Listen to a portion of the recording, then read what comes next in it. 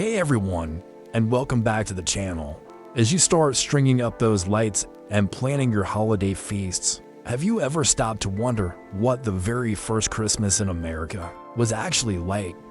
I am willing to bet it looked absolutely nothing like the festive scenes we know and love today. In fact, the first American Christmas had no trees, no stockings hung by the chimney with care, and definitely no Santa Claus. So, let's rewind the clock.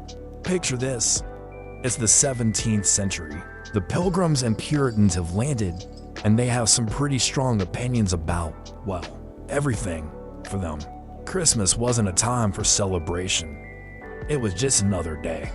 In fact, in places like the Massachusetts Bay Colony, celebrating Christmas was actually illegal for a time.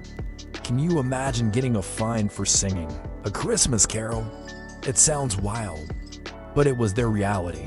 They were focused on prayer and religious reflection, not parties and presents.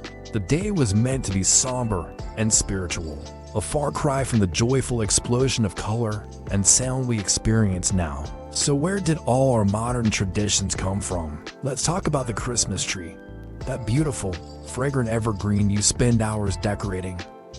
At first, most Americans were suspicious of it, calling it a pagan symbol.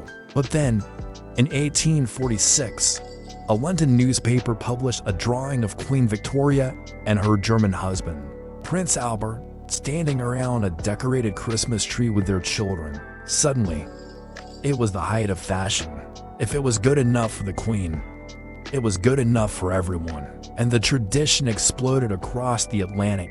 And what about the big guy in the red suit? Santa Claus? He's also a product of a historical mashup. The legend started with Saint Nicholas, a kind-hearted bishop from the 4th century known for his generosity. But the jolly, rosy-cheeked character we know today was largely shaped by American writers and artists.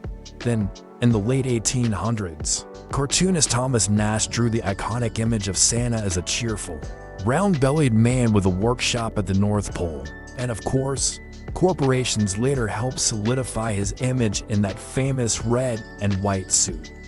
So, from a quiet, religious observance to a full-blown festive season, the American Christmas has completely transformed over the centuries. It just goes to show how culture, immigration, and even a little bit of marketing can shape our most cherished traditions.